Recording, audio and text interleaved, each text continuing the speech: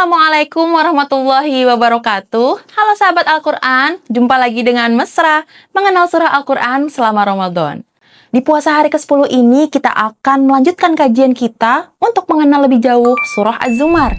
Sahabat Al-Quran, Az-Zumar adalah nama yang ditetapkan dalam Mushaf Al-Quran Standar Indonesia untuk surah ke-39. Surah Az-Zumar terdiri dari 75 ayat dan termasuk golongan surah Makkiyah. Nama Az-Zumar juga digunakan dalam berbagai mushaf negara-negara Islam, seperti Maroko, Tunisia, Libya, Mesir, hingga Arab Saudi, Iran, dan Pakistan. Sahabat Al-Quran, nama Az-Zumar berakar dari kata Zumar, bentuk jamak dari Zamroh atau Zumroh, yang berarti sekelompok kecil manusia. Menariknya, kata ini tidak ditemukan di surah manapun selain surah ini.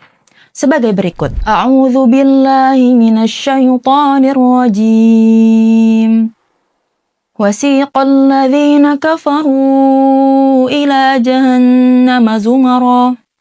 Yang artinya, orang-orang yang kufur digiring ke neraka jahanam secara berombongan. Quran Surah Az-Zumar ayat 71. Karena keunikannya, para ulama menamainya surah ini dengan Az-Zumar, yang menjadikan bagian dari surah-surah Al-Quran yang identitasnya lahir dari kosakata khas yang hanya muncul sekali. Sahabat Al-Quran, pada ayat 71, kata Zumaro menggambarkan kelompok penghuni neraka yang digiring berbondong-bondong. Dalam lanjutan ayat dijelaskan bahwa pintu-pintu neraka yang sebelumnya tertutup, kini dibuka. Mereka dipaksa masuk, disambut teguran tajam dari para malaikat penjaga. Tidakkah dulu datang para rasul yang membacakan ayat-ayat Tuhanmu dan memperingatkan hari ini? Pengakuan mereka terlambat dan tak membawa manfaat apapun. Sebaliknya, pada ayat 73, kata Zumaro digunakan untuk melukiskan rombongan ahli surga. Mereka datang sesuai kadar amal mereka, dipersilahkan masuk, dan ketika pintu-pintu surga terbuka, para malaikat menyambut mereka dengan salam dan penghormatan. Sahabat Al-Quran, nama Az-Zumar telah lama digunakan dalam mushaf-mushaf Al-Quran dan kitab-kitab tafsir. Imam Al-Bukhari juga memilih nama ini dalam kitab Sahihnya.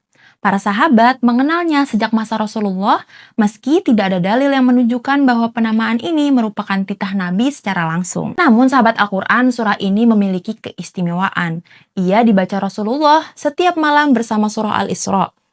Aisyah meriwayatkan bahwa Nabi tidak tidur sebelum membaca keduanya. An Aisyah radhiyallahu anha qalat, kana an-nabiyyu sallallahu alaihi wasallam la yanamu hatta yaqra' Bani Israil waz-Zumar.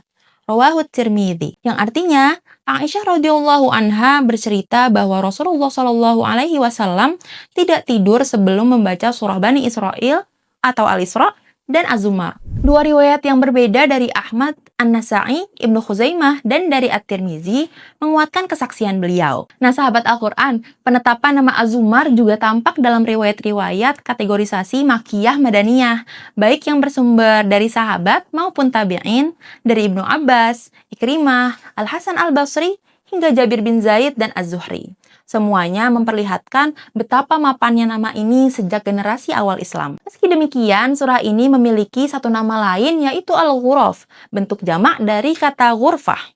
Kata ghurfah sendiri berarti kamar, muncul pada ayat 20. A'udzu billahi minasyaitonir rajim.